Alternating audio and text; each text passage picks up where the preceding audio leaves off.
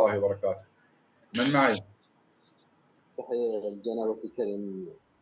الله يبارك فيك ويحفظك. السلام عليكم أستاذ ميثم. عليكم السلام ورحمة الله وبركاته. حياكم الله حبيبنا العزيز. أستاذ ميثم، نعم. في كتاب إحقاق الحق للتستري الجزء الأول صفحة 16 يسأل الصادق عليه السلام ماذا يقول في حق أبي بكر وعمر؟ شلون؟ إمامان عادلان مقسطان كانا على الحق وماتا عليه فعليهما رحمة الله اليوم القيامة. نعم. شنو المشكلة؟ ما رأيك؟ ها؟ الإمام الصادق أئمة الشيعة أثنى على أبي بكر وعمر. أي. واضح؟ نعم. أثنى عليهما. نعم. فقال إمامان عادلان مقسطان كانا على الحق وماتا عليه فعليهما رحمة الله اليوم القيامة، من كتاب إحقاق الحق للتستري الجزء الأول صفحة 16. أحسنت. أنت سني يا أخونا؟ أنت سني؟ أنت سني؟ نعم. أنت من السنة، من إخوان السنة أنت؟ نعم. أنت سني. إحقاق الحق للشوشتري الجزء الأول صفحة 16 صح؟ نعم. أي أحسنت.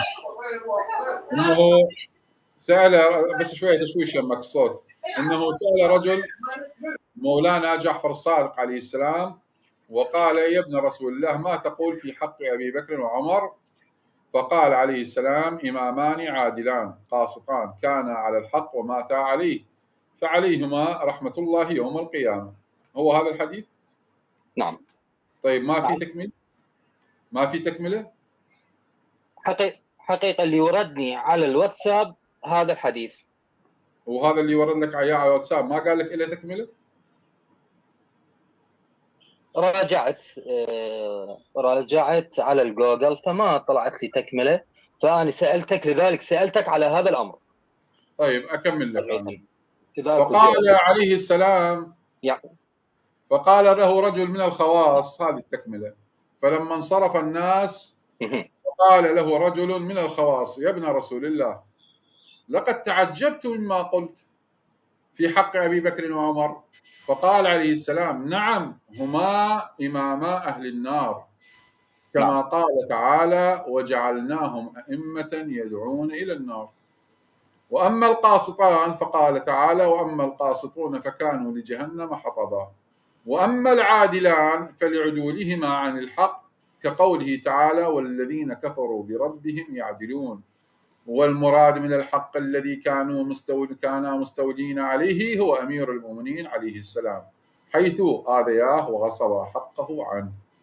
والمراد من موتهما على الحق إنما مات على عداوته عليه السلام من غير ندامة على ذلك.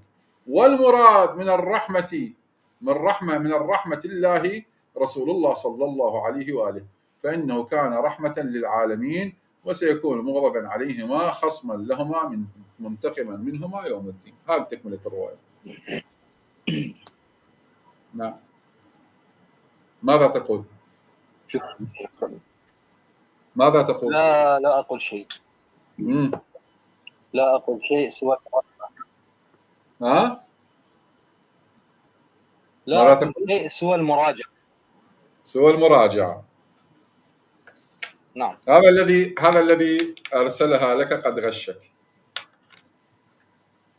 هذا الذي أرسلها لك. نعم.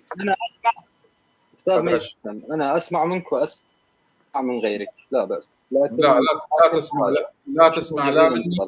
لا تسمع مني ولا تسمع من غيري. اقرأ بنفسك واعتمد على نفسك. الله يبارك فيك ويحفظك. نعم. لا تصدق كل ما يقال. لا تصدق كل ما يقال دون أن تتثبت. الله يبارك فيك ويحفظك إن شاء الله. طيب عبد الرحمن من العراق تفضل. تحيات الجنابة. عليكم السلام ورحمة الله وبركاته. أنت حضرتك عبد الرحمن؟